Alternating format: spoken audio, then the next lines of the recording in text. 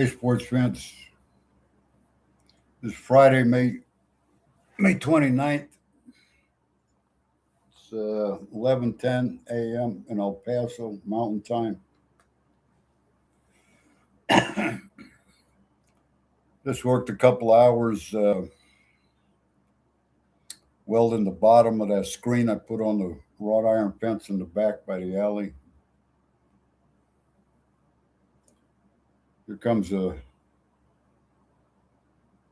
26, 28, 32-year-old white Irish kid with, it's all Mexican over here, clean shave on a bicycle through the alley. Okay, so he's got a bicycle. More than likely, he's not going on the bus. They got the bike racks on there, but some drug activity. I see these a black guy yesterday. It's like, yo, there's no blacks over here. Generally speaking. So, what does that tell you? I hate to make a judgment, but two and two is four. I think. You know. So the people tolerate it. That's why I say, why do they tolerate it? Because not that the white neighborhood. I was driving a truck, Midwest, and when I retired, my last run was up by west of Albany, New York, and they got American flags every like 20, 30 feet going over a bridge, the downtown area, and a picture of veterans that died, a big, good sized picture of veterans that died that were from that town. Big fucking difference. So I'm just trying to put stuff out. If you can get any, like an AA meeting, if you can get some, if you need some help or advice, my ex just called me. I can't help her. She's like in stone, a narcissist. The psychiatrist has now given her medication. She wants to commit suicide. Usually she wants to kill her mother. I can't start crying. I don't think I've ever seen her cry in 35 years. So,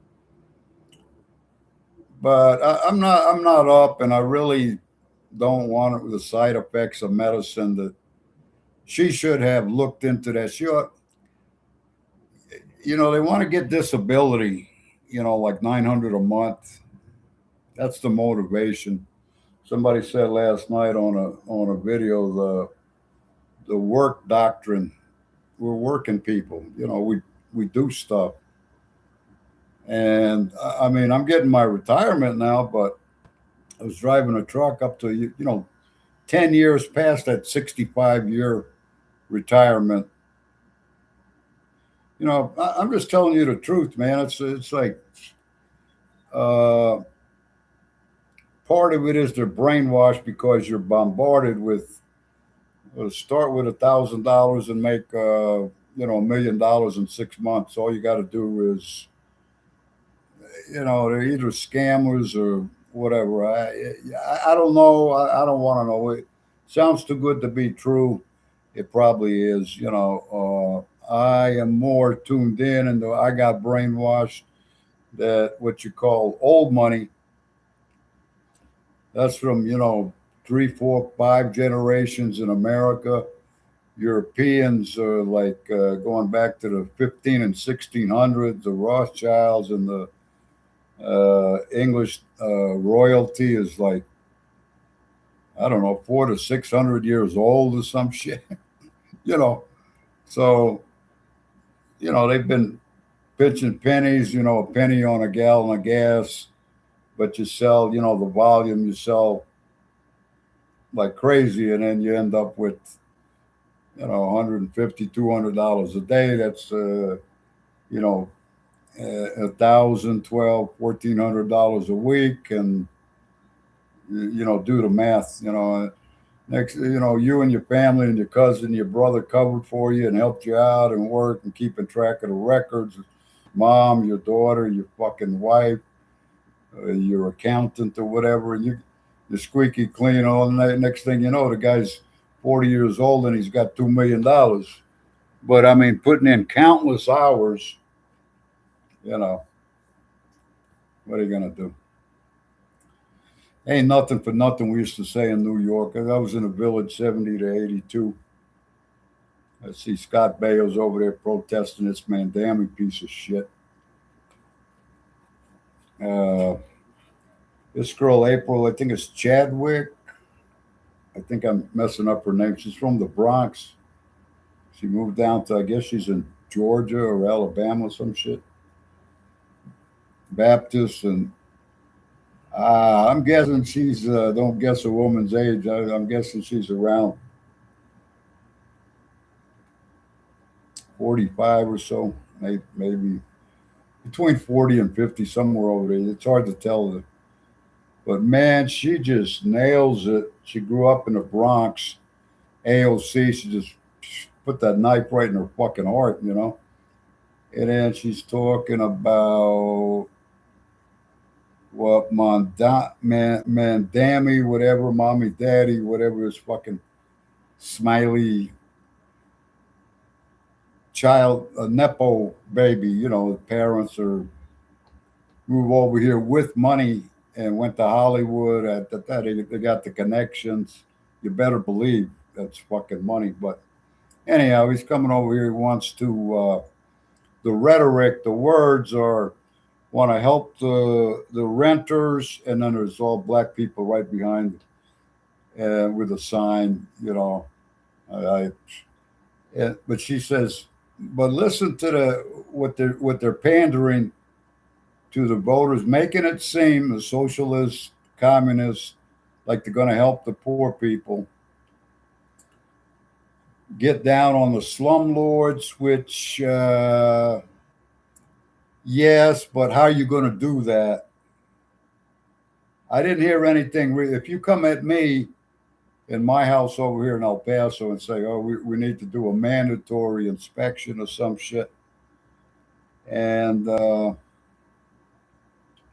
you know, it's a two-way street. You got to get permission to come in and all that, you know. So it's a catch-22. But they say if they find them negligent, to what degree? You give them a fine, you give them a warning first. You know, I didn't hear all that. He's trying to appeal to your impulse. You're poor, you're hungry, you're tired. You take anything. Here's $5. You got 10. Yeah, here's 10. Yeah, get the fuck away from me, man. Because they want. How do I know? I was like that. I've often taken $1 when I could have gotten 100 to do a little work. You know, I got to wait. Like I said, the first job in New York, you make $3,000 a month, but you got to wait for that first month to get your first paycheck. I can't do it. You know, I got 3 days left on a hotel. Need to dry clean my slacks and my shirt and buy a suit and find an apartment or whatever, you know. So I can't wait. I'm just, you know, I got $20 to last me 3 days, you know, or 5 days till next Friday you know. If you know, you know, this is what working people are. So anyhow, said otherwise the city's going to take over this building. It's a fucking asset grab. I wasn't even thinking like that because I don't even like looking at the mother. Him, AOC, they're all fucking weird looking, ugly motherfuckers. You know, AOC, that Omar Ilhan, whatever the fuck. They just, I want to gag, you know. Well, they're the newbies. They're going to set the world on fire. I'm going to be 77. They're showing Reagan, and the same thing, you know, Trump stealing his fucking ideas, you know. A couple of them. So, you know, but a clean cut. Reagan always seemed to make sense a little bit. I only heard, well, you listen to him on the news 4 times a year. You look at him and then his wife, Nancy Reagan, just say no to drugs. That was the biggest, you need rehab and everything else. And then what I show is a comparison. Is this is a Beach Boys, Surfing USA, 409, Little Do Scoop, Clean Cut, American, California, rock and rollers. It was a good time. You go for your girlfriend, a surfer girl. I almost cried, man. That was a such a beautiful fucking song. You want to, if you ever, I was out there in San Diego. So I bought a little surfboard and all that, but the fucking girls are on the beach with a little bikini, and here come the Navy guys with the little bikini black trunks. Say fuck them guys. If you ain't got long trunks down to your knee, we ain't even gonna talk to you. Oh, okay, crew me in. You got to learn the lingo. I says that's what they say is baggies. That's what they used to call them, baggies. So fucking bullshit. So sometimes the veterans are, the heroes that got nobody's got. I mean, I think that word hero is way overused. I mean, you sneeze hard by a fire and you're a hero. It's I don't know. That's not my way of explaining my viewpoint as to how I see a situation or something that happened. But it's all it's the newer generation. They got their own way of talking. I have to realize that sometimes I look at some shit and I say, well, yeah, uh, that's them. That's on them. That's theirs. My dad told me that. Your generation is going to take over from. We're on the way out. We're retiring, so now it's my turn. I'm on the way out. I tell people, oh man, we're gonna work 1,000 hours a week till we're 120. No, fuck you, man. You know, I'm tired already. That's what I'm trying to get right with God. I had enough, man. Unless I hit the lottery or something, which I don't play. And then what are you gonna do if somebody gave me $1 billion right now? I'd love to hang out with Trump a little bit, but he's Superman. I can't keep up with that guy. Don't forget, I'm 77. He's about, I think, 79.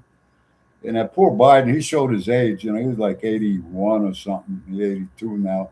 He's on the way out, man. You can see it, physically. So Mitch McConnell, you know, motherfucker, retired motherfucker, you 87 or some shit. At Thurgood from South Carolina, I think he was 90, 92 or 94. Motherfucker, get a life. As I understand it. Anyhow, they, go hang out with your, that's what, if you're conservative, and I'm just going to say I wasn't blessed like that, but one chaplain I talked to at truck stops, I forget where it was, down south somewhere. Anyhow, a white dude. He got I say you're blessed and whatever. You got a family and all that. Because he said, yeah, I got eight kids, and 34 grandkids, and all this shit. Ain't got shit. My son died, whatever. I'm sitting there listening to him finish out. He got a house and the kids are going to college or some shit. I mean, I, I don't know what to say. I says, you're blessed, you know, in my opinion,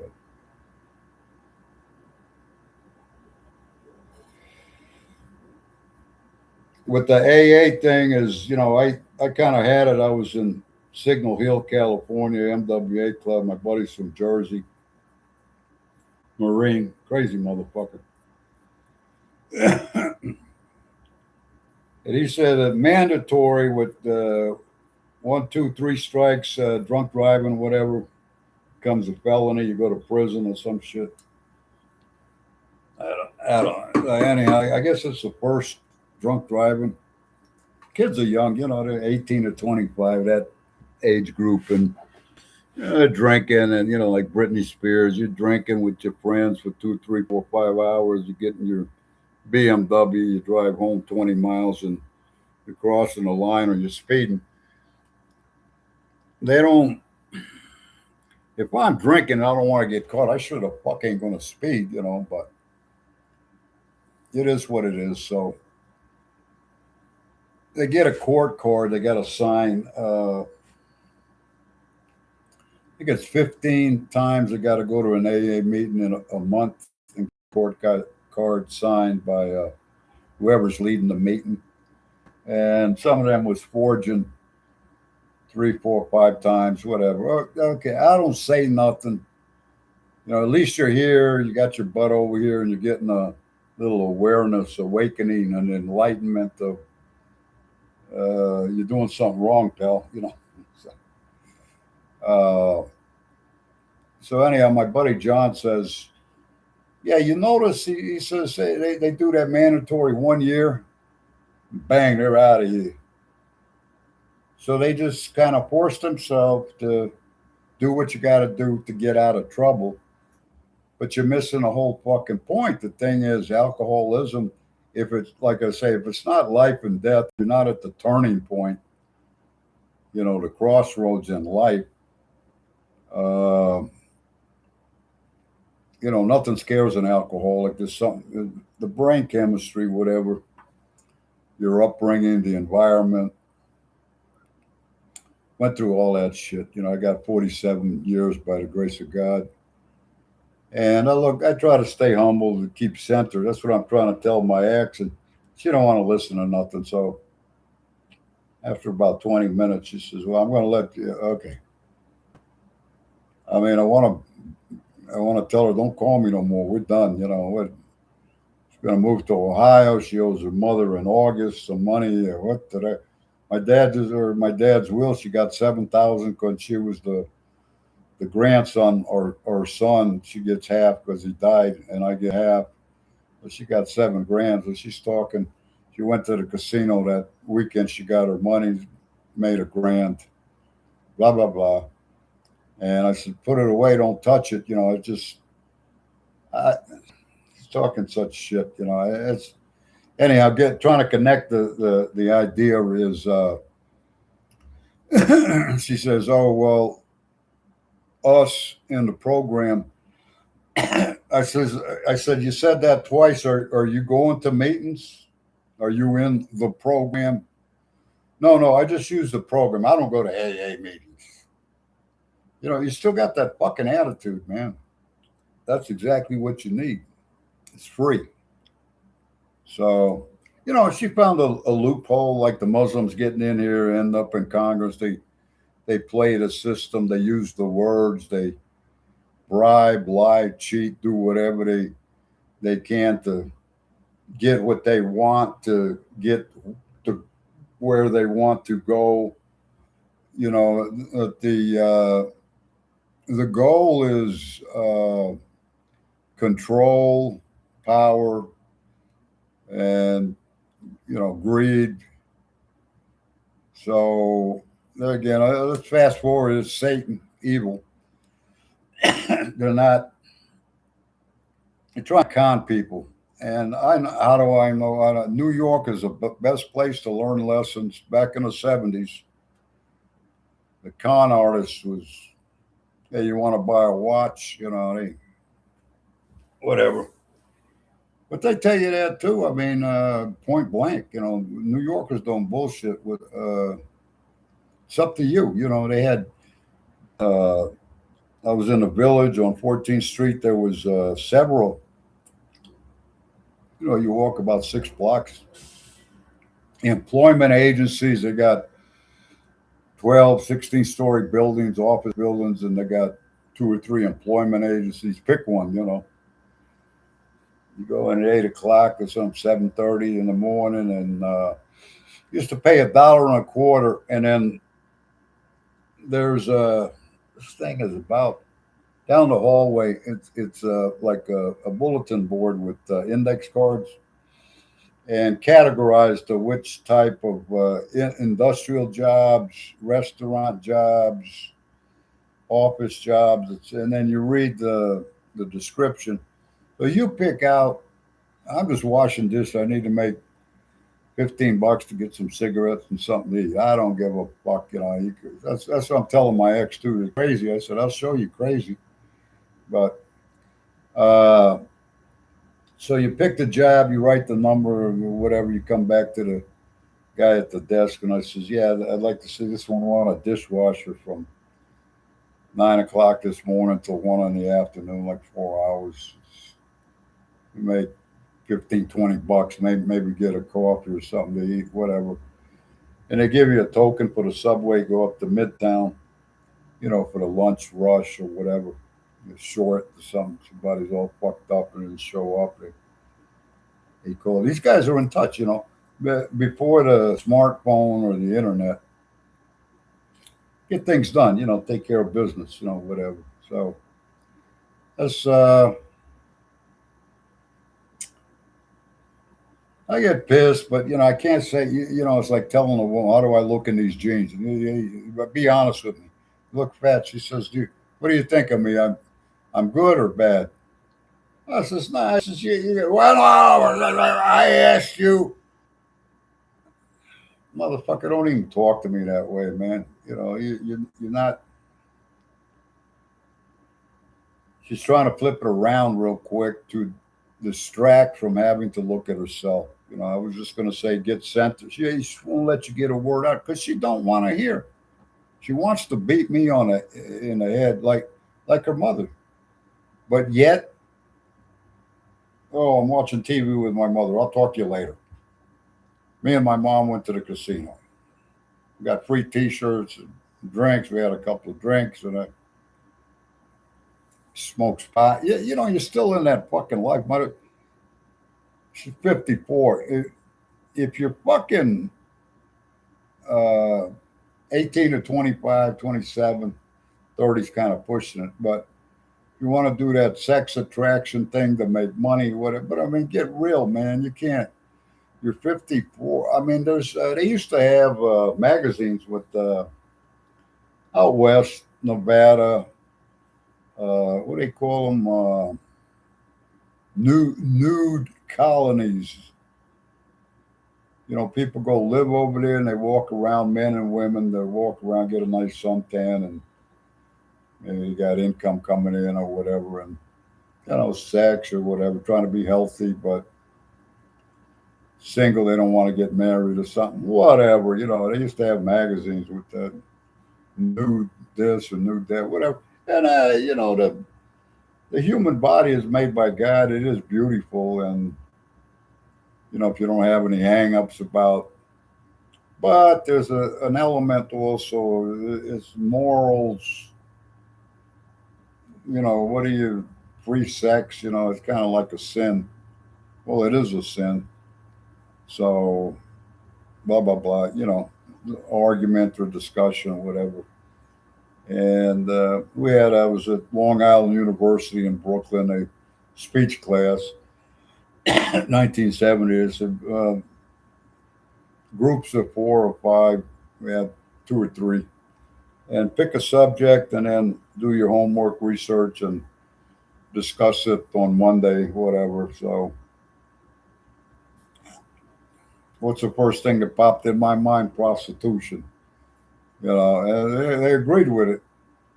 So I went and read. And I says there's not much on it back then at the library. Uh, it's the oldest profession in the world. Going back to Jezebel to the Bible days, it tells you, you know, she was a prostitute, this, that, and the other. So it's nothing new. It's just that she made herself right with God there, and then end up dying, whatever. But if I want to talk about politics, which I'm kind of up to here with, I've been or money to stock market. You know, I'm fixing up this house. I want to fix my Cadillac. it's hot. I got to pull the cylinder head. They broke into my house 7 times. There goes all my tools. I've been a year and a half getting more tools, Chinese or otherwise, whatever. Got this little MIG welder, whatever. So the Cadillac's a good car, but I'm looking at Facebook, for 2,500, $3, 4, $5,000, and get it. The problem I got with what they're showing you is no title. Bunch of Mexicans over here, and it was cartel, so they get a nice '65 Ford Ranger, all rusted, a little primer here and there, and that's I'd rather get something like that with an automatic. It's a stick shift. It needs a battery. It needs 3 tires, and the door don't close, and the windshield's cracked. And then the guy's asking 5, 6, 7, 8 grand. They don't make them like this anymore. And hey, you know what? Go fuck yourself. How come? You can tell it's a young lazy guy. So I lived in California, and it's man, that's car heaven. With the hot rods, Beach Boys 409 and Little Deuce Coupe, drag racing and all that shit. American Graffiti.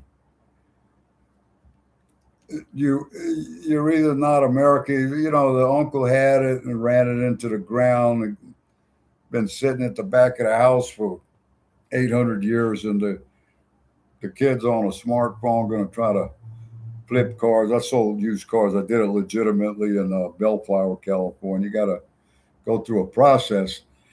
This guy Ray owned the longest bar in Chicago. He takes me around to the auctions, the LA auction, motherfucker. It was Angel, this Mexican dude, got a plaque on the wall, $1 million of sales. They all like them 4 cylinders. Cheap, economical, whatever, but not so safe in California. Driving's crazy. So I got into it. I'd go to the Long Beach police auction on Tuesdays, and they at 50, 60, $80 for a 78 Ford station wagon or something, needs a battery and a tire. And the the dopers, they overslept or overpartied or something, and they spent every dime they had, so they tire went flat. They don't know how to fix it, or their friends won't pick them up, take them to the tire repair shop, bring them back. Oh man, I'm busy, gotta go, man. I can't. You're gonna pay me $20 to take you over there, man. Time is this kind of shit.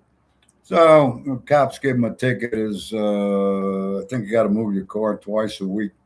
It's 1,000 times better than New York, but the parking over there is tight. But anyhow, the tickets used to be, I think, around $65. They're probably 100 and a quarter now, $100 or something.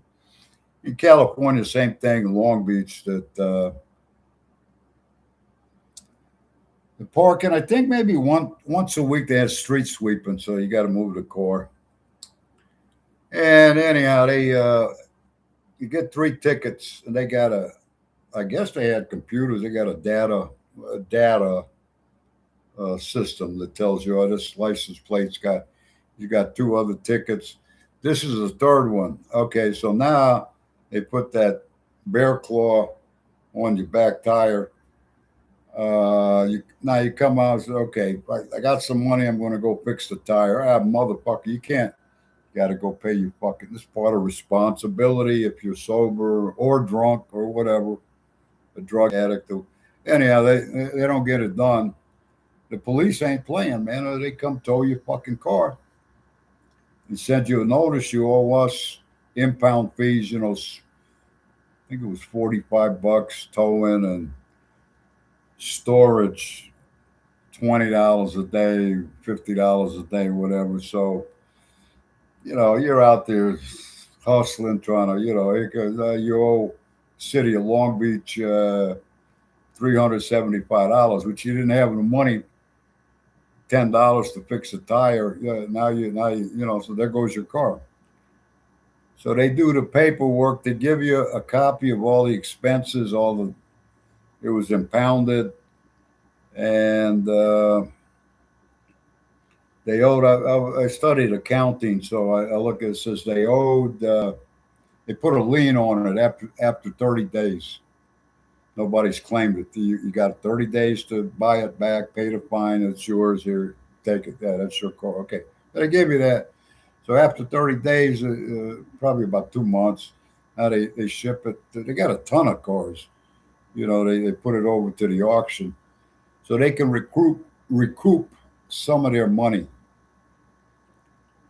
Because they have, it's a business. So this one guy I talked to had a nice, he was like a 72. It was light yellow, but it clean as a whistle Cadillac. And I see him outside. They got to pay like, I think 20 bucks to tow it from the auction inside to the street outside. And you have like an hour and a half to inspect before the auction starts at 9 o'clock in the morning. And, that's all you're responsible. Anyhow, the guy finds it, lift the hood, and it just needs a battery. So I guess he had a friend or something. He's putting in a new battery. And I'm looking at the motherfucker, ain't even got a pair of pliers. He's trying to tighten up the battery cable. Look at, but I mean, the car was beautiful. I says, how much you pay for that, bro? So I got this for 700. I mean, that car is probably put it. They sell the cars on a corner of the shopping parking lot or something on the weekends for sale. Is Tuesday, go wash it, vacuum it out or something, put a for sale sign on it for the weekend. I mean, that thing will fly, man, in about an hour to Saturday morning. By noon, yeah, it's gone. Probably get, ask for, you paid 700 plus a battery, 750, and put some gas in it, cleaned it up a little bit. Yeah, I know you're going to get, you know, two, three, maybe 4,000. I mean, this thing was immaculate. So, seen him a couple of weeks later. I say, hey man, I'm thinking of buying the motherfucker. Like, the next level up. And that's how I learned, by doing and talking. And I said, hey, did you sell that Cadillac? You still got that Cadillac? Oh no, I sold that, man. Yeah, I forget how much he sold it for, but whatever. So that was that. And I'm just kicking back all the fucking way. I just got so sick and tired of all the bullshit, and I keep getting fucked, screwed up, basically broke. I'm getting my my retirement, which I worked for. I earned, paid my dues. I'm getting more money at $12.50 a month than at the end of the month with the repairs on that 2 million mile Freightliner I had. Pulling for JB Hunt as an owner operator, you're on your own. They got the loads. They pay you a little extra. They also take a little bit from you. And we shorted you like $150. Yeah, man. Okay, hang on. I'm going to transfer you. JB Hunt, motherfucker. The runaround. I says, fuck you, you motherfuckers. You'll be out here one day. I get tired of all this. I'm trying to get to the bottom of this shit. My alcoholism and dealing with the family, and my dad's still waiting on the deed for this house. My nephew's a probate lawyer, and they're like control freaks, him and my sister. And they're goody two shoes, like don't drink, don't smoke, no tattoos, ain't never been locked up. 7 years of law school. I think two of my sisters got scholarships to college or whatever. They ain't about spending money. That's for sure. I understand to a degree. But, it takes money to make money, and they don't let you know what they're doing one way or the other because I'm trying to categorize them so I can understand their thinking or the way they think or the way they talk so we can have a conversation without if I say something, well, did you do this? Well, why? Where does that come from, man? You know what? I mean, she told, "Well, you were an unwanted child." I said, "What's up with my brother too?" Well, we had higher expectations of you. I said, "Well, number one, I said you shouldn't judge people. Number two, maybe I didn't get the family support because there's a 17-year gap. So they went on with their life, and then mom decides to have a kid, one last kid. She's like 40 years old or something. So here I come. So they tell me, maybe it was a mailman, a milkman. Maybe, I don't know, man. I'm the best look. I look a little different, but then the other one, I'm taller, I'm smarter, and they hate that shit. When you write out the thing and you find out, oh, they were bullshitting about this and bullshitting about that. Like my brother, you got a problem, man. 5 divorces. I had a clue he was just a bully. He wanted he's in the Navy, an officer and all that, engineering consultant in Phoenix and la da da da da. I mean, he was around. He just died of COVID, dumbass. So what are you gonna do? He was like 82 or something. So he told me your opinion is based on your life experiences. Oh, okay. So I don't know. He was in the Navy. I don't know what to say. 4 years of college, engineering. My other brother was also an engineer. And then this side of the family's three lawyers. And then my nephew's daughters went to med school in San Antonio. You know, the thing is to be a doctor or a lawyer in America. I'm first generation. And I went a different route. Just, I ended up being kind of like I wasn't a hippie. So you're a hippie. I like long hair and musician and all that. And I said, I'm not a hippie. I'm a long haired redneck. I'm not from West Texas. I just, sometimes it gets a little too lottie die, for me. But, uh, you got to survive in this world. I'm just over here kind of, I don't want to preach, but I'm just laying down the facts. I don't know if anybody's even a couple of people looked at a video. I'm just trying to vent and I hear myself talk and I wish I had a person to bounce shit off of. But Irene, my friend for 47 years, something like that, 45 years, talking to her, she's north of LA and she's a drug addict. Her dad was in the CIA, mother was. I talked to her. Usually she's busy. She's cleaning houses. She's making like $60 an hour or something plus her disability. And she's already 56, I think. But just telling her for the future, I give up on trying to get a house because when she had her kids, the state of California uh, kicked out money, whatever, so she didn't repay it. She owes them $225,000. you know, she can't move out of state because they got a hold to the driver's license. They don't tell you all that. Gavin Newsom and it used to be Brown. I left in 60. I left in 70, and Governor Brown. It's on a motor vehicle instruction booklet.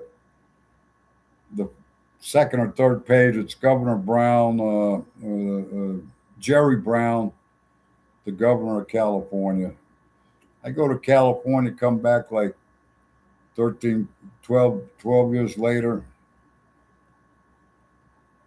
Same thing. I go to get my California license again, and the instruction booklet, the driver's manual, same thing. And I started page one, and let me look at this shit. Jerry Brown, the governor. I said, this motherfucker's still out here. They say you want a job for life, and it's easy. Just get into government work. So I guess that's true, man. Because these motherfuckers ain't. I don't know. I can't say because they don't tell you. They don't talk much. Press conference once a year or some shit. Emergency to get on there for half an hour. They all stand around administration. There's 20 people there and got a title, the deputy chief, right, of this branch of the administration with a fancy name and what got the do shit, man. They suit and tie. That's if you like that, go for it. But the problem is with transparency. This is what I love about Trump: transparency, receipt, and then with the smartphones and all the internet, somebody's looking up. Well, 3 years ago, you said the complete opposite, and they get them at a town hall meeting or something. And I noticed these son of a bitches never get rattled. They got something up here that my dad was kind of like that. I'd be all emotional or something. I hit him with, what the fuck, man? And he says, the reason this and that is because of that and the other. When the committee investigated, they found Joe over here that had did the best he could with what he had, and we went on from there. But I mean, we did look at it. I'm just being sarcastic, trying to mock him, but that's what I hear. And I mean, this is the thing with me being fed up is that you spend hours and hours doing research, and this is what I'm coming out with. So I see a continuing, well, the Trump deranged syndrome. Fucking Trump. He's Satan, and it's his fault for it. Grow the fuck up, man. Expand your world, expand your thinking, open your mind. Look at things open-minded. Be fair. So I got to look at Jasmine Crockett and AOC. These people make me want to puke or put a bullet in it, which you can't say that either, So I says, now watch what you're saying because these people don't understand me. And that's only fair. So what I'm doing basically is just making an observation, putting it out there. That's why I call it my 2 cents. Put in your 2 cents. It's not a $1 billion idea or opinion or a millionaire's opinion or a CEO's opinion or Elon Musk's opinion. I ain't nobody, but I'm just saying wisdom as you get older. If you listen and it helps you, that's what this is for. I'm trying to help myself and put it all out there. I would like comments if you would, to try to get an understanding, or if I'm wrong, correct me. We used to do this with 3, 4, 5 guys in New York, like probably 2 or 3 times a week. Have long ass drawn out conversations about everything under the sun. So if you're looking at me like, I guess they're saying now that the younger generation don't smoke cigarettes. Okay, here's to you. It was a rite of passage back in the 50s and 60s. It's no good, I know, but everything in moderation, Catholic. So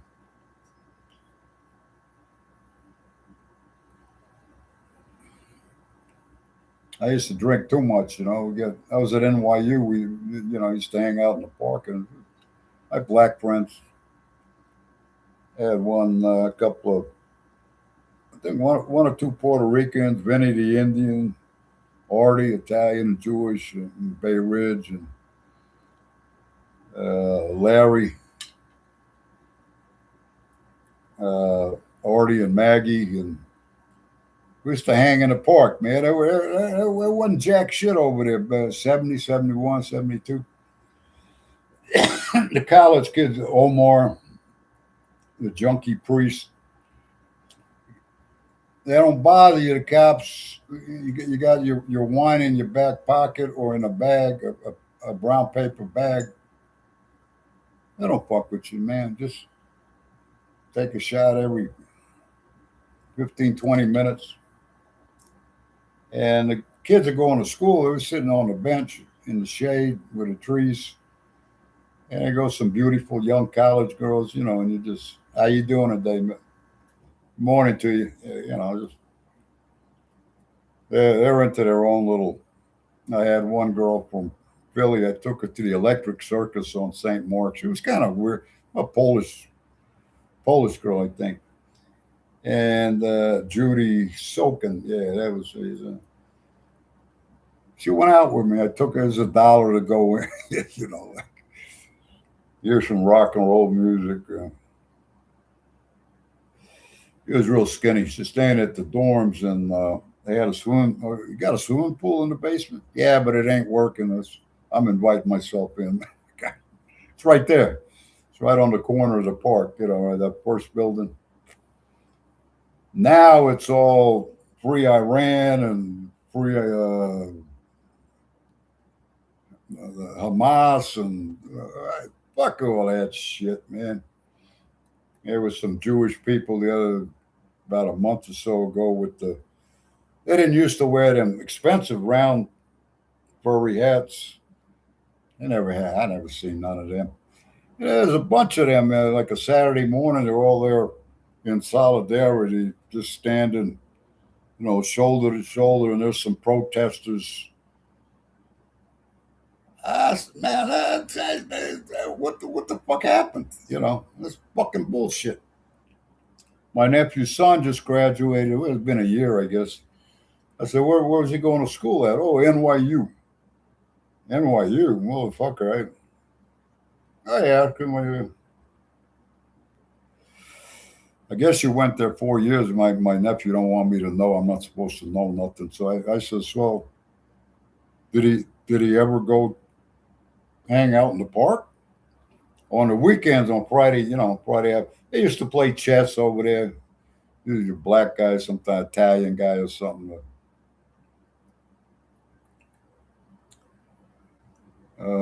The reason they put that little picket fence up, I had a girlfriend. I'm driving a cab. I got the '64 Chevy van. I went over there. It was an hour in New Jersey. Diane, Polish again. Went over there, bada bing, bada bang. I come back, Dino. There was two Dinos. This guy escaped from prison in Rhode Island, and supposedly whatever. He was a good-looking Italian guy. He was about 28, 29. He used to like hang out all night while I'm driving. I come by on the way home to the east side to my apartment. Got a fucking girl. Hey, that's Vic. Like, good guy. Just, I mean, he's whatever. He'd have me a girl like once or twice a week on the way home. And he had good taste and Dino was cool, man. He's Sicilian, yeah. He was Sicilian, yeah. So anyhow, I come over there. Stop at the liquor store. Got some vodka, Hey Dino, hey, jump in, man. Pull over there. The cops really don't fuck with you. They can't even see you. Well, we're sitting there. I got a bottle of vodka here, man. We don't ask, man. It's just here. That's the way we used to do. The blacks too, the same thing. Hey, Vic, I hand you the wine bottle, a pint of wine. Oh, brother, I used to save my life. Remember? Fuck. I slept on the grass or something. I wake up one morning. Guess I wasn't working or something, and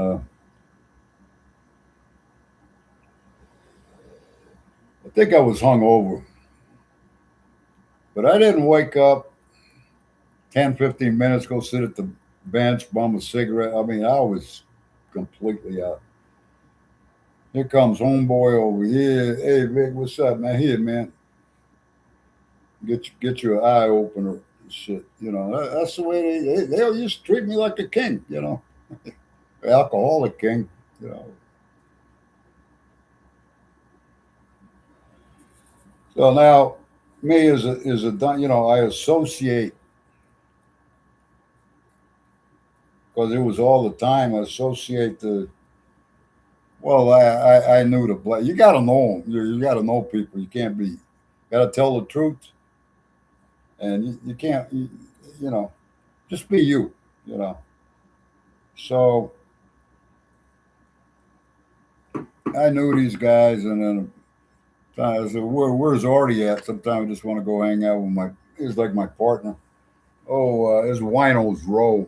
From NYU to Sheridan Square down to the Bowery, Second Avenue, St. Mark's, whatever.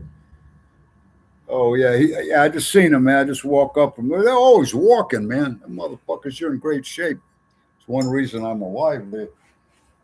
Oh, he's over there by St. Mark's, Second Avenue, or St. Mark's. I said, where? By First Avenue, Second Avenue. Well, I ain't gonna walk all over the fucking place. But when you were young, growing up, I was drinking in the train stations in Amsterdam and Paris. Paris is a motherfucker, man. That Gare du Nord, the North Side train station, Gare is station, North, Norty or whatever, Nord, and then well, that's about it, really. I mean, that's the center of the universe. Like man, there's shit going on. People off and on in trains, traveling. I mean, any nationality in the world. So over here, with that's racist, motherfucker. Maybe it is. I don't know, man. I never really think about it. It turns me off. We used to call it prejudice, or the blacks used to say, "Well, it's what you call reverse prejudice," which we don't like whites. You know. So I said, okay, well, I always hit them with make them laugh, man. It's all black and white, black versus white or something. I said, well, I'm part Mexican, or I'm Mexican. Oh shit, Vic, what the fuck? It fucks the shit up, because they're all serious about it. I fuck them up. It's like I'm in Europe, man. I'm fucking Arafat with the Arabs. Listened to him a bunch of times. The same way with Farrakhan. I listened to him. They're so fucking eloquent with his speech. Eloquent. I think he was from Boston or some shit, but the way he speaks, and I get, basically is bashing a white man or some shit, but the, he speak like Maureen Callahan. She does a celebrity gossip and all that. She learned how to speak eloquently. And I look and I listen and I'm like, fuck. And then up here, Trump is very quick up here, and he always stay in control, stay cool, calm, and collected. I try to picture myself if you're talking to 20, 50, or like he used to have them rallies, man. There's 10, 20, 30,000 people here. There's half a football stadium. It's kind of like giving a rock concert if you're like 18, 19, 20, 21, 22 years old. You get in front of a huge audience. You can't have stage fright. Have a couple of drinks, or go out there, do your thing, whatever. Get into it and whatever. But man, things have changed. And then the prices. $5,000 a month. I think it's 3 to 5,000 a month for one room with a bathroom apartment. It's been remodeled, but it's putting lipstick on a pig also because these brownstones in Manhattan, Soho, Tribeca, all that shit. Man, they're fucking 150 years old. Uh,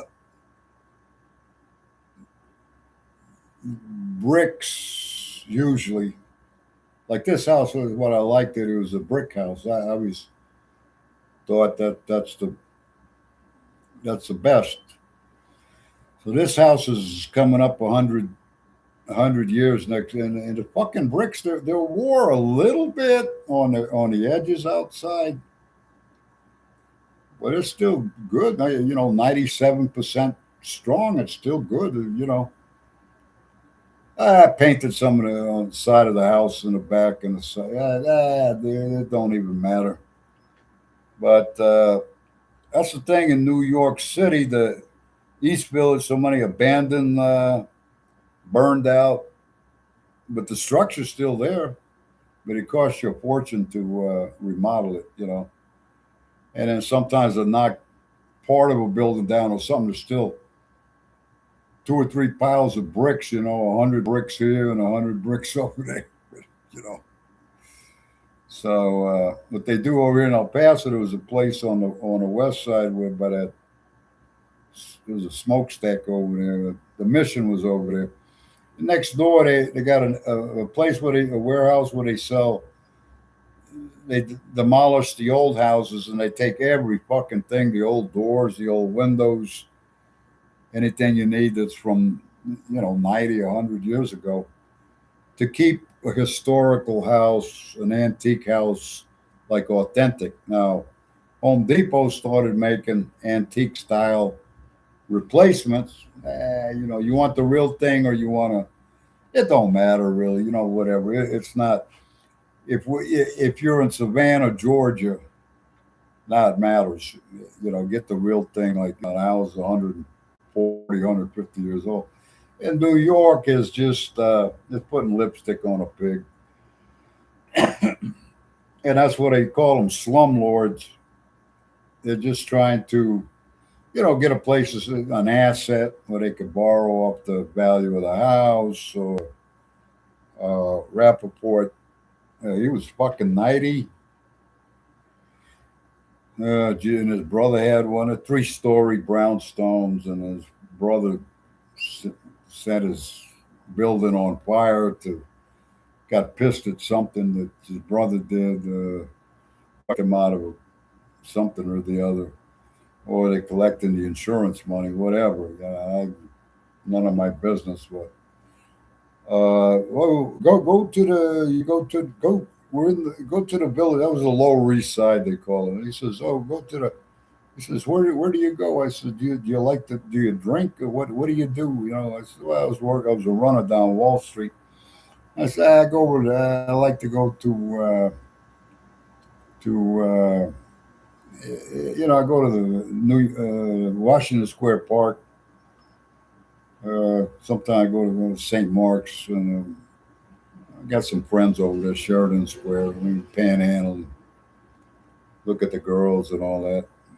Oh, he says, "Do me a favor." 92. I was like fucking 22. You know. Yeah, he says, "Do me a favor." He says, "Bring me when you go to the park there." He says, "You meet a girl, He says, "Bring me a girl if they need a room to." The idea is back then, it's 1970, 71. He wanted to fill up the building. I think he had 22 rooms. And he goes, "Tell them I rent them a room." Or, however he said it, I can't remember. But basically, I don't know, he wanted, if they don't, if they're short on the rent, he gets a blowjob or something. I don't know. Fuck.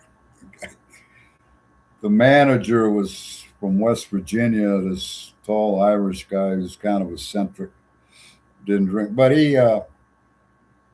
I'm talking to him about Rappaport, and he got me the little cleanup job I had there, a couple of bucks here, whenever you feel like it.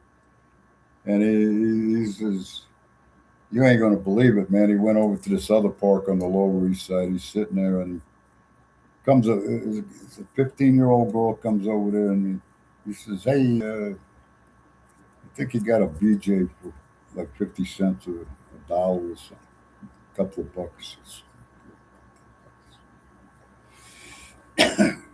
I mean, to me, I'm from El Paso, and it's just all the most go out the window. And this guy's 92 fucking years old, man. Uh, Big son of a bitch, kind of tall. But to me, that's a New Yorker. Yes. So it's a form of prostitution and all that. But hey, the guy is an old. I believe, and it's like my dad too. Adult protective. So they want to rules and regulate. Uh, my sister, by my mother, I gave her, put her in a nurse, foster, or a care home or whatever. That people taking care of her. And I brought her $20 to this fucking piece of shit brother. I said, "Here." She's always bumming a cigarette. I'd see her about once every two, three. And I started driving a truck. I'd be out 2 or 3 months, and I come, "Mom, how you doing, man?" "Oh, you got a cigarette?" I don't think she even knew who I was no more. Well, she must have, because she asked for a cigarette. I gave her a couple. Fucking, my mother's crazy, man. Well, she was, yeah. Well, my sister finds out. I says, "Buy her a pack of Marlboros like once a month." She smokes like she's fucking 96 years old, 97, something like that. My sister finds out. And oh, don't give what's the name. Mother shouldn't smoke. She's been smoking all her fucking life. She's 90. That's why I say I don't know what planet my sister's coming from. Yeah, let her smoke as a cigarette. Maybe it's her last one, but that's what she wants. That's what she asked for. My dad's smoking a pipe. He used to smoke cigars. I said, "Dad, you don't smoke no more?" He says, "Yeah." He says, "Hang on, we'll go on the back porch and in the backyard. He's got a little couple of what do you call them? Like patio chairs, wood with the little cushions, little shade awning. Come on, let's go outside and talk." So you go over there. I said, "I'll light one up." I said, "You don't smoke no more?" He says, "Yeah, just he's 100." So he jumps back up. He used to do his sit ups every fucking night. Yeah, 5 or 10 minutes. But he jumps back up, walks back to my old room and over to his room, and he gets his pipe, puts some tobacco in it, pipe tobacco, whatever. Comes back. We go down to Walgreens. I want to get cigarettes. He had me drive him over there, and he buys. They sell those pipe tobacco, a little bag like that for I don't know, 9, 10 bucks, something like that. He says, "Hey, let me get a bag of that tobacco." It's 100, man. Hey, right on, motherfucker. So he comes out with his pipe, lights it up, or I lit it for him with something, and he sat there and smoked a little bit.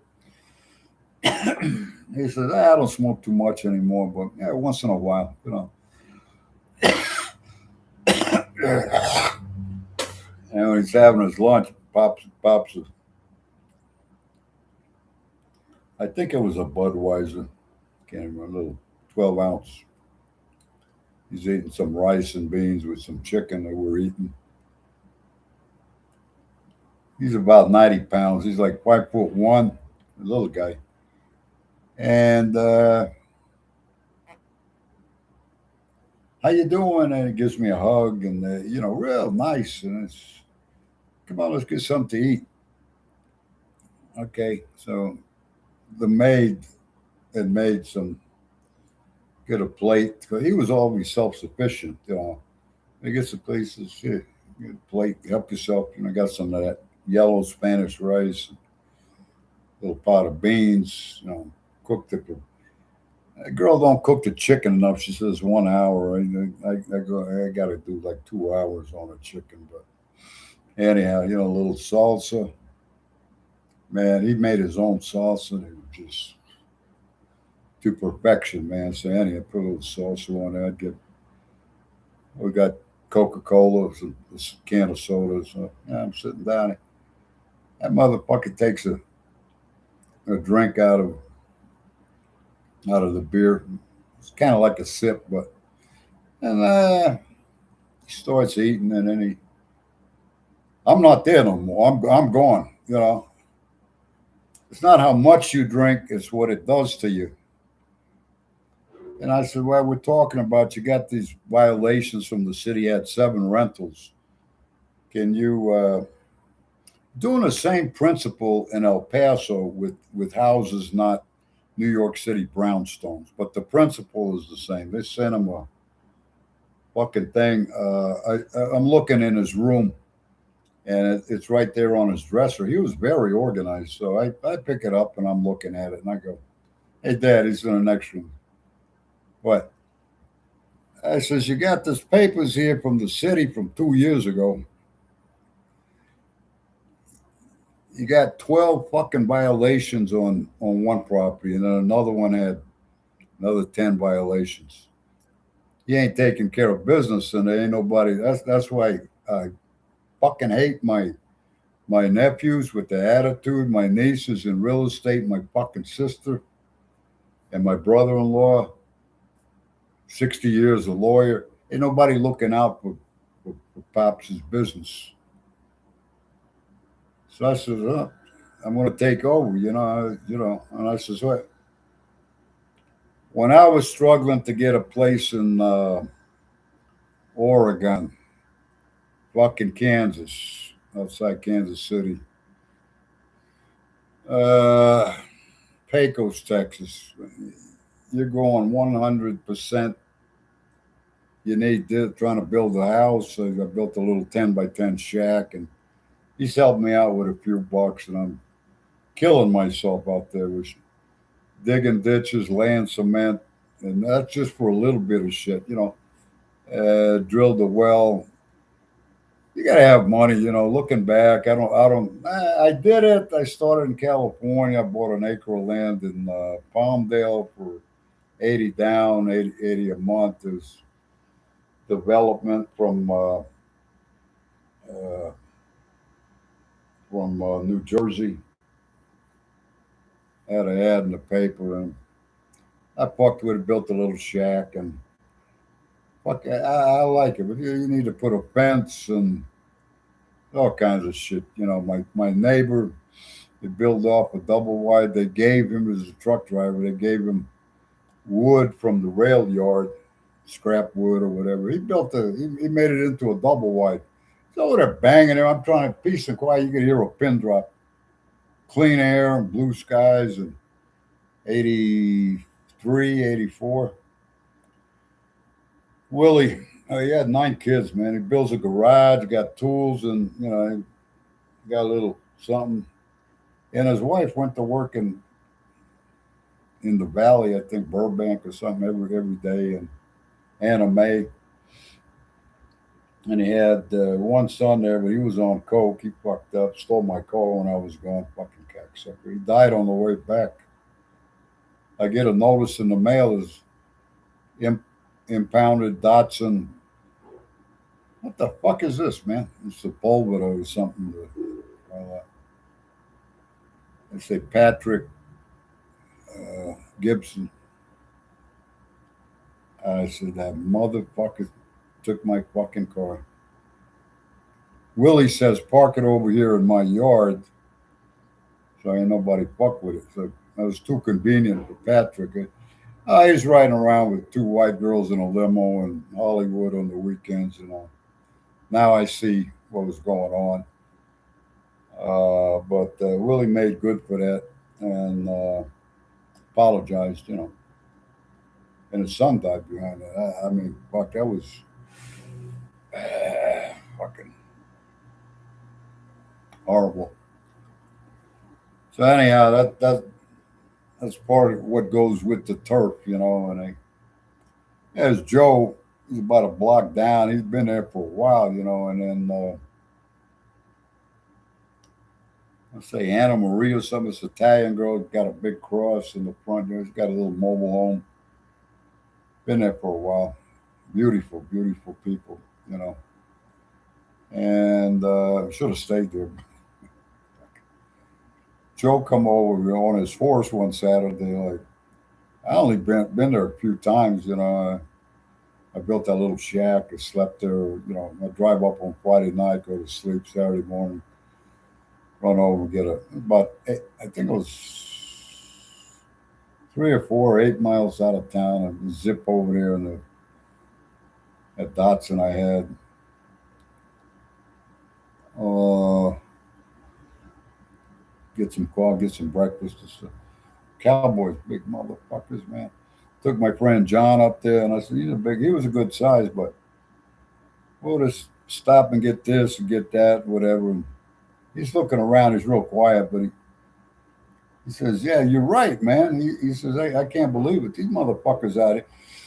You got that clean air, and it makes you grow." I had a dog that used to run. I'd let him go, and that son of a bitch would run half a mile this way and half a mile that way. But you got as a city society that, oh, this is my little dog. These women, they think it's a kid. That's how perverted, in my opinion, how perverted this society is now.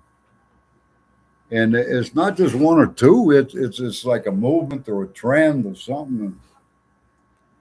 I feel bad for the guys nowadays. I guess if you're going to get married, maybe God will direct a good woman to you for a wife. But and I think psychologically that's why there's so many gays coming out of the closet. They want to take over. Like I think it's a frustration that males and females nowadays can't get along. Maybe you go to the club and overnight or weekend fuck and hi bye thank you ma'am. There ain't no future. So uh, pretty sad. But I think that if you're good, then the same thing is that if you move to the ladies over there yakking about California, yeah, it's expensive, but man, we have the fuck she talking about? We got fresh air over here. By the beach, it is. You got that ocean. I think that's very healthy for you. And the sunshine, and the thing about California, it don't get to be 116 degrees in the summer, and it don't go down to 17 below zero. But driving truck all over that, I call them. I tell them, I think you're part Eskimo, man. I can't handle all that below zero shit. You know, don't seem to bother them. It's snowing, they're clearing the roads, and they're half soaked, and they dress for it a little bit, and they go right among their business, stop and talk to you for a minute, and you know, I said you gotten used to it, and in Phoenix, one Friday, I'm loading the guy's got a taking the shit off the pallets, plastic gallon jugs or something, and it's fucking 3:34 Friday afternoon. It's hotter. It was 116, 117. And I go in the back in the warehouse and I look at the back of the truck and this old man, this guy's fucking every bit of 70 something like me right now. He's sitting there on a milk crate and they got water. And there's two or three Mexican guys. They come to forklift with a pallet and they unload everything onto the floor. I swear to God, it was 3 or 4 hours. And it's hotter than fuck inside the trailer. At least outside, you got a tiny breeze or something. It's hotter. Fuck, man. I guess the guy's used to it. My brother I said, why the fuck you live in Phoenix, man? I says, you're about 6 hours from California. It's weird, when he first got married, he settled down over there. But then she divorced him and moved to California to like Newport Beach. She was a nurse for a cardiologist or something. Then she moved she lived right on the beach in Newport. And then she moved to Laguna. And mysteriously she died. And my nephew's not curious as to why she died. I said, man, that's something. She was, I think, around 50-ish. Anyhow, she was real depressed when I seen her. About 6 years later, she died. There's something going on. I know she wasn't heartbroken over my brother. So I guess he made a stand in Phoenix, and he knows the governor. He ran for senator, and I says, hey, that back then it was. I says, Arizona's a Republican state. I told him back in the 70s, he was running against George Wallace. I think he was part KKK or Nazi or some shit, but this is money people, and my brother's a little bit dark. You could tell he's Mexican. He's a good guy, but uh, in politics, they really don't give a fuck. It is the one with the most money calls the shots. That's the way it is. So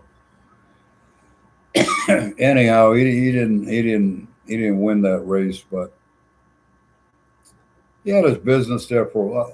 I guess he was comfortable, and then he marries this Mexican broad that's got a house up on a hill with a view of Phoenix. And I said, "Oh, I thought that was his. Turns out it was hers." And her sister's a judge in Philadelphia. End up going to court. I said, Mondo, I said, don't fight them motherfuckers. If you're a judge in Philadelphia, a judge, not a lawyer, a judge, that's we don't have that kind of power. My one nephew, but he does like industrial malpractice suits. Him and his partners are there in Houston. He's a mellow guy, mellow, and I looked it up on LinkedIn. I was broke down in Florida. I was going to ask him for like 20 grand so I could get another motor. He just blows me off. I guess he called my other nephew, Bruce. He wouldn't pick up the phone. Now he calls me. I'm like, fuck, you guys are playing games like a motherfucker. Well, I can't afford to help you right now. But in LinkedIn, I guess they didn't think that I would look up their name on it. There's billion-dollar lawsuits with an S, lawsuits. So he's got, I think, two partners, three of them. Houston, which is money. Also, he's got an office downtown. My sister says because they flooded over there, and I says, is Paul Yetter? Yeah, he couldn't get to work for a couple of days. It flooded under the highway and all that shit. It was fucking bad. And then she says, well, she told me indirectly that his office is downtown because that's where the flooding was, the bad flooding. You got an office downtown Houston, motherfucker. So I realized too, it's no use arguing with them. You can't really change people. I had my sister when I first got back with her. She says, "Well," and I says, "I got one thing to say." I said, "I'm trying to get to the roots of my alcoholism." And she's looking at me like, and I says, "I got mom, dad, and sis," and I says, "Yeah, it's not that I'm a fucking scumbag and a half. It's a family disease, the dysfunction of the family." I gotta go. Go to motherfucker. You know, it's the Nile, not the river in Egypt. They're so in their minds, they're so righteous. Goody two shoes. This one lady nailed it in Oregon. She says your family is holier than thou. Ah, girl, you got it. And they just look down the fuck at everybody, you know. And they're not the only ones, you know. I was looking at what did he tell me that with the socializing with the New York social scene or the socialites. The daughter of so and so. She, what did she do? She was a socialite, party girl, fucking whore. You know what the fuck? Let's get to the bottom of the shit, you know, and be adult enough to deal with it. The acceptance is the key, whether you like it or not. Uh, I don't know, man. I was talking yesterday with, I worked on Wall Street. I should have put on a suit, gone to Goldman Sachs. I'm listening to this girl. She went to Goldman Sachs. You just can't get in. That ain't what they told me in 70. I mean, this girl's now, I think, 25, 26. But she started her own company, about 30 maybe. Nice looking. But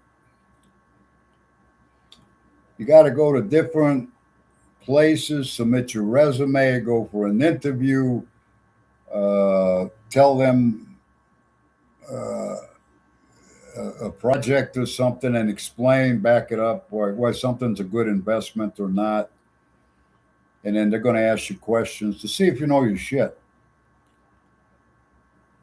And I don't know, man. It's just, I ain't all that. But they told me in 71, I was a runner down Wall Street. They says, hey, go over to, they clue you in, you know. They says, go over to Goldman Sachs. They'll fucking hire anybody.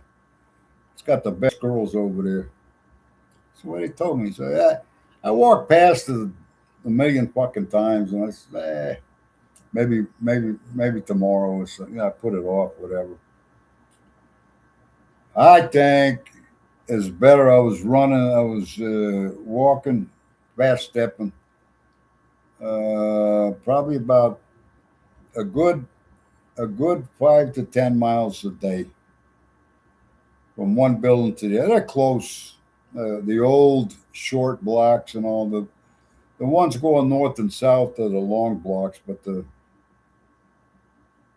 I think it's east and west is short blocks. There's all 60-story buildings and whatnot back then.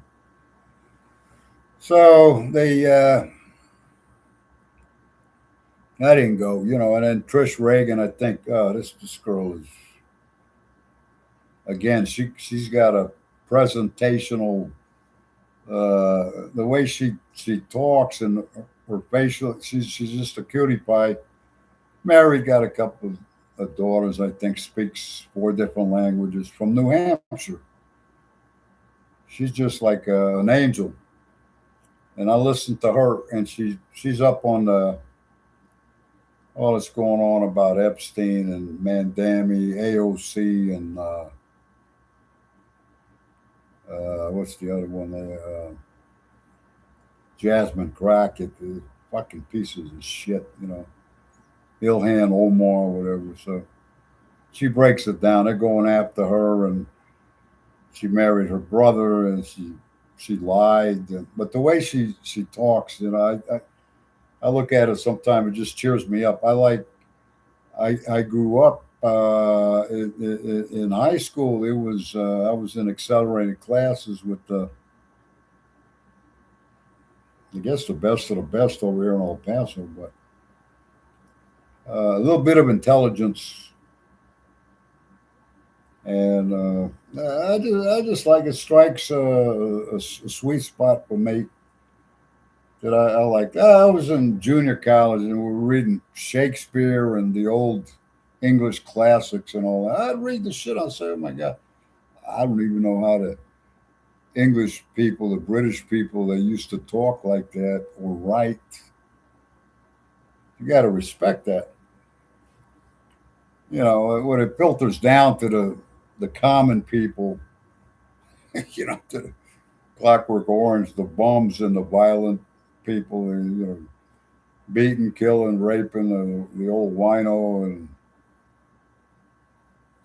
the common people. You know, they got a different way. You look at the royalty there with Catherine and William, and then I was looking at Charles there when he came to the United States a couple of weeks ago. This motherfuckers on there with a jacket with gold medal. They were military. There. Queen Elizabeth was a mechanic back in World War One, back in the 30s, a mechanic, and her sister. Whew, same thing, you know. Good people, but they have ideals or the way they grew up. I guess morals. I don't know. A lot of them was either the wife was a complete whore, or the man's banging everything that ain't tied down. You know, so they're so well off. They just seek pleasure. Of course, too. To be fair, I think they paid their fucking dues when they were young and all that. That's why I say too. You know, I paid my dues. I'm not 20. I just got out here and I'm spouting off to get clicks and likes and all that. That's what, just a conversation, like I say. I bounce it off so I can hear myself. That somehow helps me think better. In the AA, I'm an alcoholic, a recovering alcoholic. I love to, I'm a talkaholic. I love to talk. And I see this New York shit, bang, boom, bang, here and there. And I go back and it triggers a lot of shit. We used to talk all the time. You know, we'd sit outside Blimpies. I was with my Jewish friends, Phil and Bernie. One Friday night, I would go, let's go over by there was a Blimpies. I think it was on like Second Avenue and Second Street or Third Street. Go out there and we start talking. We just stop right there and talk. And there was another guy, Billy. He was a cab driver from Brooklyn. And he was out there a little bit, but basically a good guy. Working one fuck. They okayed him. I think they was all trying to get. They were moving to 10th Street or something. It was on welfare, and they was trying to get an apartment. So it was going to be Phil and Bernie, the brothers, and then Billy was going to chip in. I don't know if it was 3 rooms or they were just trying to save a little money. They're Jewish, you know, and they.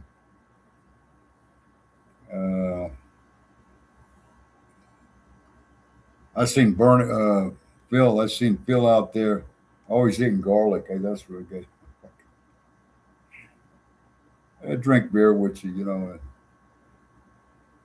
Went to. I'm driving a cab, fucking pouring rain, and I see Phil. I got a customer. I see Phil over there. I think he's on 43rd, 44th Street, and going on Broadway, going downtown. Pouring rain. He's sitting out there with a bag. I guess it was a plastic bag or something, you know, shopping bag. I'm looking around like this fucking Phil, man. I think I might have honked at him or something. No, I didn't do nothing because I got a customer in there, and I'll go on drop him off, and pick up somebody else. But I swear to God, I come back 2, 3. I don't like to go up there. I just stay downtown if I can. But I got another run going up. I came back the same, coming back down Broadway. It's a good 3 fucking hours, 3 or 4 hours. I'm fucking Bill is out there still in the pouring rain. The rain ain't let up nothing. He's still sitting out there yakking to some guy. I don't know. They might have had an umbrella, but I mean, as I was a runner, and sometimes it'd be raining all fucking day. You leave 7:30 in the morning. Walk to the train on Delancey. You're fucking soaking wet. By the time you hit the first corner, by the time you go 2 blocks to the sun, you're soaked, and you stay that way all fucking day. But I was young.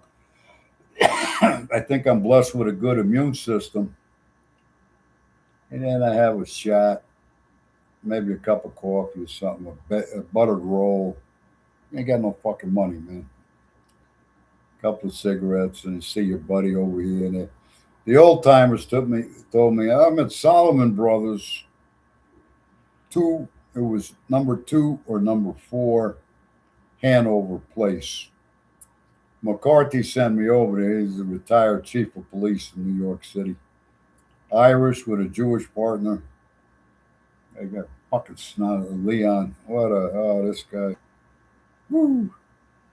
You know, those are real New Yorkers, real fucking New Yorkers. So I'm a transplant, but like I say, down Wall Street on the subway, down in Chambers, is a, or South Ferry. Say, run with the best, die like the rest. I'm down there one day, man. I seen a guy get an Italian with the overcoat. I mean, these guys ain't playing, Jack. He gets up. There's another Italian guy sitting there. It's just the 3 of us. I think I was waiting for the train to get going to go to the village or something. This motherfucker gets up. I don't know. He kisses him on the cheek. Like back then, it's the mafia, the kiss of death. I'm sitting there just like, what the fuck? I don't even want to be here. I'd rather not be here. Not one word spoken. So I listen to Michael Franzese and Sammy the Bull. I don't know, man. I wish I could talk to him a little bit, but some way out shit. I tell my goombas down in when I get to the villages, hey man, this guy just. I'm asking. I'm from El Paso. I don't know for nothing. You know, he could be, man. You know, I mean, they're fucking dead serious about that shit. I don't know. Maybe they're gay. I don't know. But it didn't feel that way. So I don't give a fuck. You want to kill a motherfucker right there? Do what you got to do. Just leave me the fuck alone. You know. And that's the New York attitude. I didn't see nothing. I didn't hear nothing. I don't know nothing. You go get a espresso or something to drink or something. You know. New York, the old New York. It's not old. They say you should have been here in the '60s. I think it was the dope capital of the world or something. I don't know something. I'm lucky I'm alive. That's why I tell people you don't get it, man. Or you? Yeah, me, man. Yeah. I took a shower. I shaved, cleaned up. I changed my. So fuck, man. Let's go back. Well, you weren't even born. And my ex, the same thing. I'll show you, crazy motherfucker. But I changed. I saw the light. This is what I do: a little coffee, a little cigarette, a little sandwich. I got to order from Walmart. I'm thrilled to death. I did a little work. I learned MIG welding right now. It's working out. I got to do it a few times. It is, you know, do 3 or 4 little welds on that screen. It's thin. Next time I'll get the thicker screen because it'll be easier to weld and more to hold on to. Anyhow, I'm trying to figure it out as I go. And I says, well, this little diamond shape, the guy across he's got it going up and down where it's a diamond shape. I'll put it sideways because it's 4x8. So 4 foot, I'm trying to keep the cats out of there. So the gate is 6 foot. So there's a gap in there. I don't care.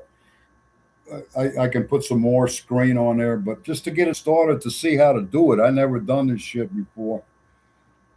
Anyhow, so on the edge, I'm putting the edge of the screen, uh, cut off a little piece of where the post sticks out of the ground.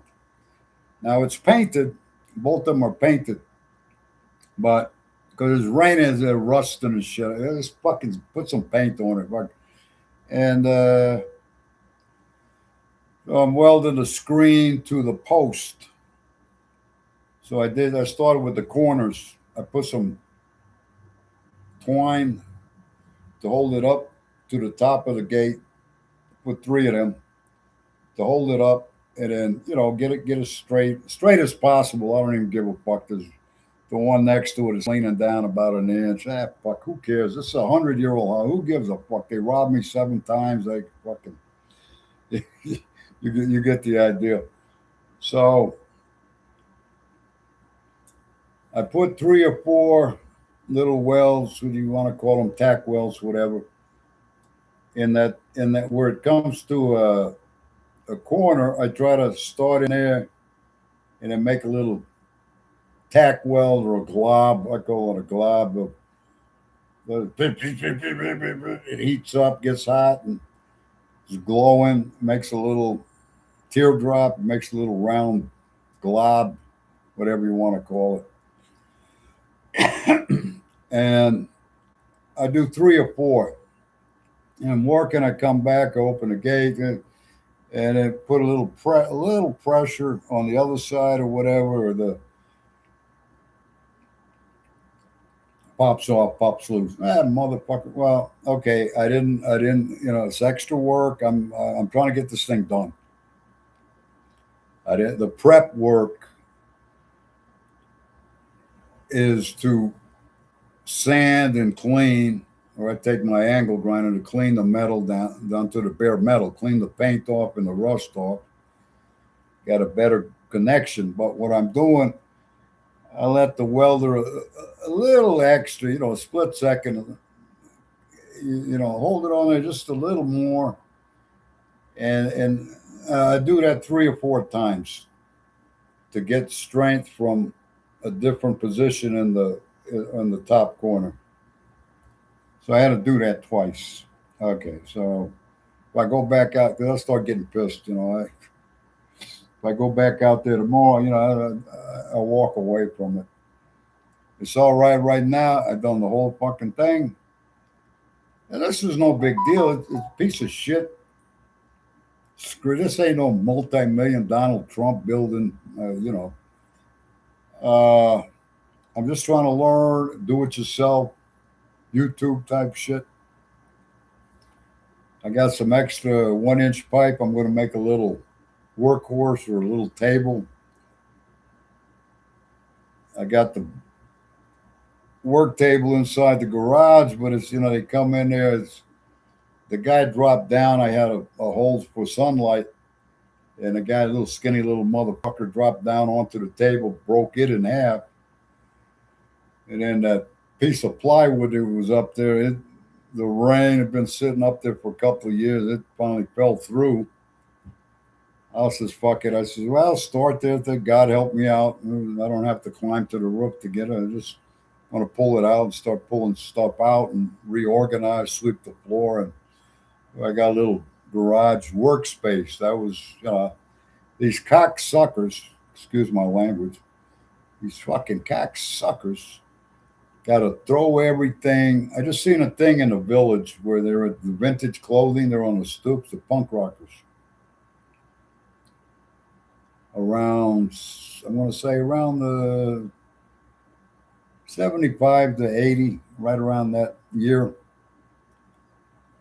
And that vintage clothes upstairs, there's 3 or 4 of them hanging out on the step, on the stoops. We used to drink over across the street, and mafia mother don't even play, but punk rockers. They're coming from Long Island, and they, with the spiked hair and all that, chains, all that, blah blah blah, the Ramones and all that shit, CBs, all that shit. Okay.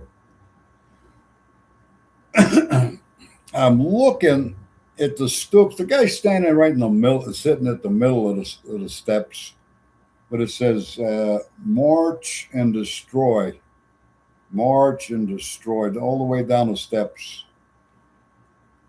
I said, that's exactly where this anarchism and shit, rebellion type shit comes from. And I'm wondering what I'm seeing now, what Trump with his transparency, and there's this other lady, I forget her name, she's an old intellectual. She said it's not about Iran or it's not about Israel. It's about the control the UK, the royalty for the last 600 years, the control that that little island, UK, Britain, Great Britain, all that, that little, the power, world power and control that they have. I said, you fucking right. I wasn't even thinking about that. And I put things into a different perspective. I see what's going on now. Okay. And part of that, direct or indirectly, with the youth, now I think elites and the brainwash and the CIA, mind control, they're always after the youth. I mean, back in the 60s, big business wants to cater to the 12, 13, 14 year olds that see a shiny object, they want it, and they hound their parents to death, and they go buy it. These fucking companies that made a toy or a gizmo or something, they're getting rich off this shit because they figured out cater to these mothers. If they want it, mom and dad are going to whatever. Their purpose is to get rich and have control. So now with the same the Insta cheerleading reels with these girls are 6, 7, 8, 9, 10, 11, 12, 13 years old, national cheerleading. The father or the father say, "There goes my daughter. She had to have the uniform. There goes a month's mortgage." So, I hadn't even thought of it. My son was disabled, but in a way, I'm blessed because I didn't have to shell out. They didn't have no money. They didn't have to shell it out, whatever. But I thought if I had a normal kid, you still got to pay through the fucking nose. You have to keep peace in a family or mama's. She needs, to be in that thing. Good exercise and all that. It's no problem. But poor who's paying for it? Dad, pops is over there working his ass off. Well, that's part of what I started saying earlier. To get married nowadays, you 20, the next thing you look up, you're 50, you still ain't done, and then here come the grandkids. You're gonna work the rest of your fucking life, and you'll get the pleasure of the family and on the holidays and all that, and you're gonna get cookies and Girl Scout cookies and brownies, and you're gonna know good people and all that, but I'm just hoping that everybody's taking care of each other where a man ain't killing himself just trying to survive, But bottom line, that's what it usually comes down to. It's all relative. My dad was a pencil pusher. He come from Mexico. And he says, I stepped down when I came to this country. He said, I took a step down. I don't know. I haven't been to Mexico City. I haven't been to Guanajuato, but like in Europe, the way of life outside USA, America. America's a savage beast, really. I mean, it's all about making money and, knock down the door. Katie bought a door, whatever. The culture, the European culture is, it says, is laid back. They take 6 months vacation. They work 6 months or something like that to live longer. The Italian, French wines and the Guinness beer up north, the cheese and the fromage and the bread. That's on the street level. I'm watching this one, these young emperors. These motherfuckers. Paris Hilton was with him about a month ago. You're talking money, man. In the fashion world, I was interested in that, but it's really, it's really not me. But I mean, anyhow. But I was sitting down at a restaurant, with the gold trim around the dish, the porcelain dish, and this little Nelson and Isabel fucking Guys putting on. Anyway, they're very creative, and they went to material fabric, where they make fabric, by the yard. In the rolls, they went to the factory in Finland. Yeah, kind of a way out pattern, kind of cool. Yeah, I'm not into it, but I'm looking what they're doing. They're not just they went to New York, and then they go to these. It's different than the Hollywood Oscars and all that. It's a different. It's a different. I could see it in Europe. I'd be hanging out with a guy who's a little on the artistic side, but looked like a good dude. Probably a French fifth generation or sixth generation. The family goes back 200 years or something like that. So you get the idea. But I'm looking at it. I says, oh, they caught my attention. So I'm looking at it, and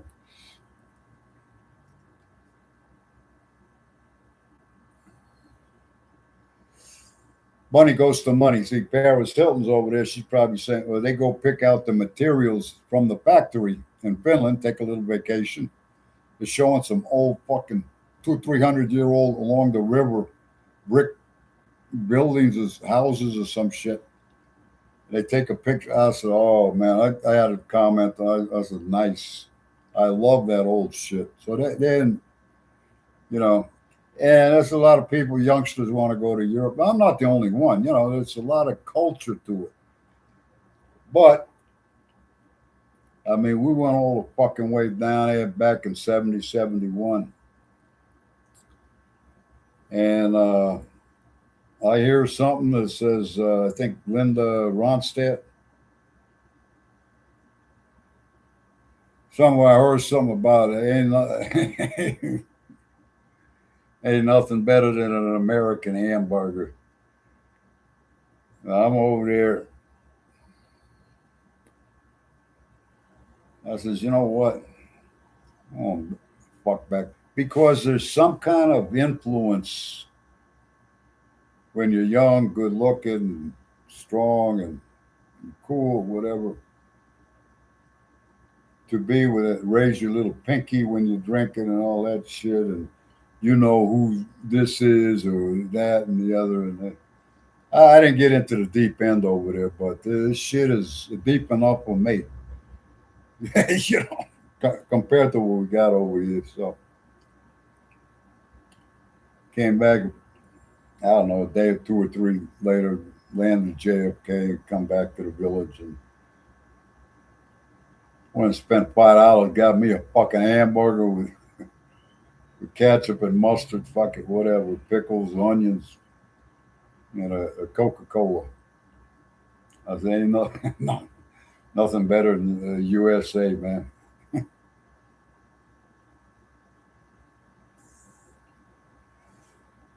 That's my mindset.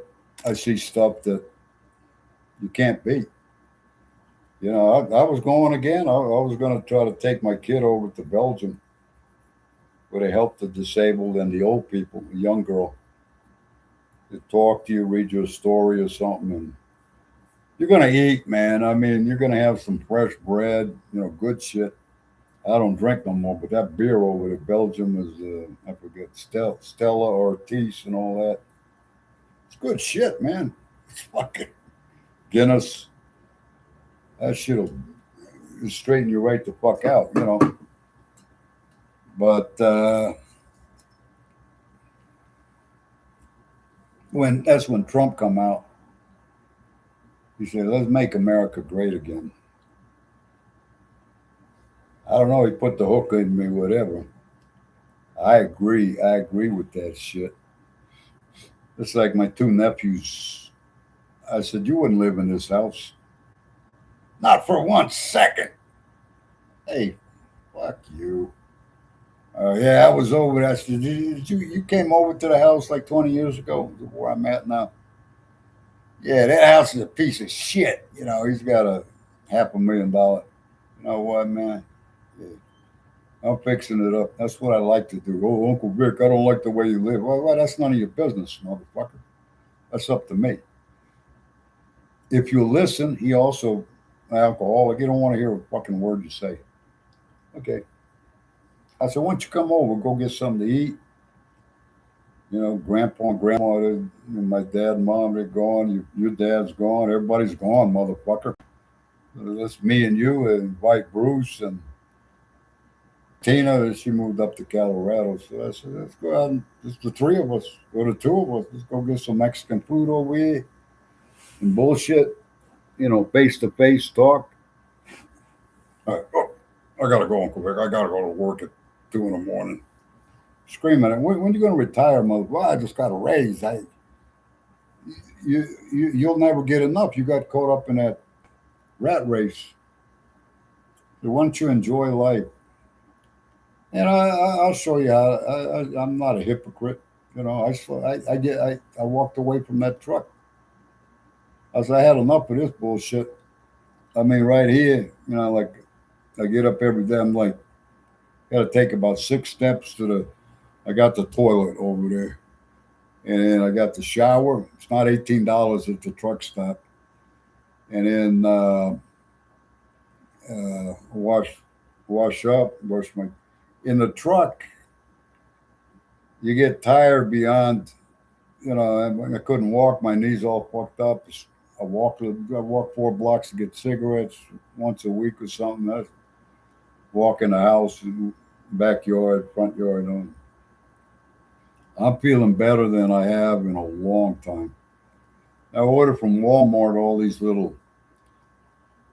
I got cayenne pepper so I don't get a heart attack, and I got a little aspirin, the Bayer aspirin. I take about one, maybe once a week. If I smoked a couple of cigarettes too much, I can. My health. Your health is more important than wealth, especially in it. I see if these celebrities or whatnot got a good doctor and they're being taken care of. I think like Trump, they're looking at him, Joe Biden, whatever. That it's a whole different philosophy. I'm just putting all my money on my dad. Not all my money, but I'm betting on him because he was 100. I've seen it with my own eyes. Cool, calm, and collected, and just that regular Mexican food's good, and had the money to cover all that. And my mom, same thing. Mother's Day, she had a glass of champagne. Now I don't drink, but she's 90. Was 97. One glass, one of those little skinny glasses up there. It took a couple of sips and then whatever. Oh, it didn't bother me. It's not. You want? I'm going with a coffee. I'm fine. That's my family. There was, and that's that. I'm trying to relax. Like I said, I went out the hour 45 minutes slow. Take my time. Because here comes a young drug addict on a bicycle. No thanks. I did a little bit of work. You don't want to do nothing. You're riding through the alley. You get a little. Paid you $45 for a pill. You're going to take half of it today and half of it tomorrow, and you got your friends. You're going to act crazy with. Okay, that's you. That's your generation. Stole my bicycle. Somebody stole my fucking bicycle. You do the best you can with what you got. That's what the program says.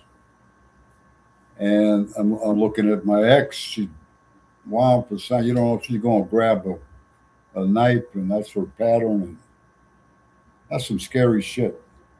Do I need that? No, I mean, you can't say, listen, I'll make you, or go make some an espresso, a double shot, or a latte. I got the steamer. Sit down, let's talk. Mm-mm. No, hey, what are you doing? My family calls me crazy. I got a psychiatrist. Man, you know what? Bye. Been talking to her every once in a while. It's just you don't get it, man. You don't fucking get it. Or you're going to talk to Irene.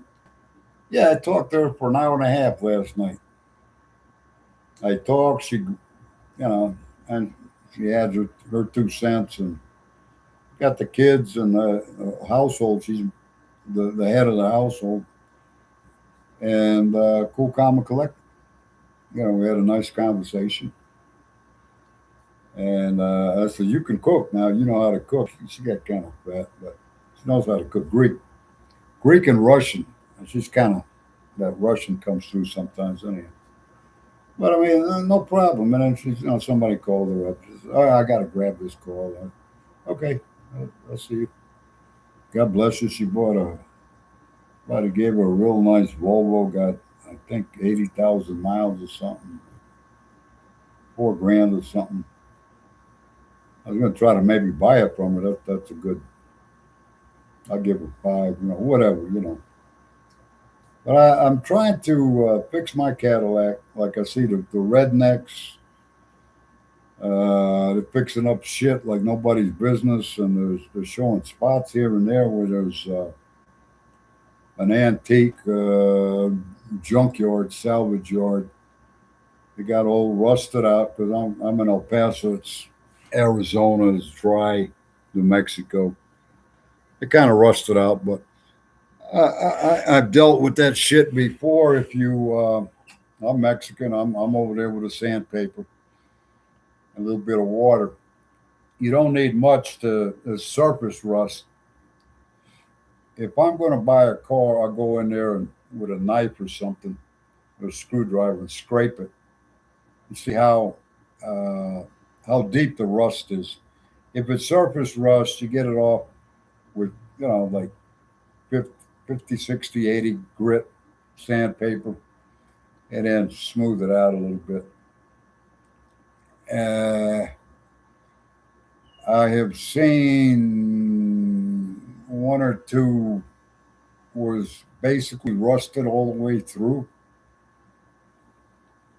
Now, conveniently, you can turn that into a rat rod category. You know, just don't give a fuck. Because the whole car, the engineering, the aerodynamics, what do they call it, streamlining with the cars, uh, to no, trying to minimize the air resistance when a car's driving. And then what you call solid steel. I mean, you can hit that motherfucker with a hammer or something. You're not gonna put a dent in it.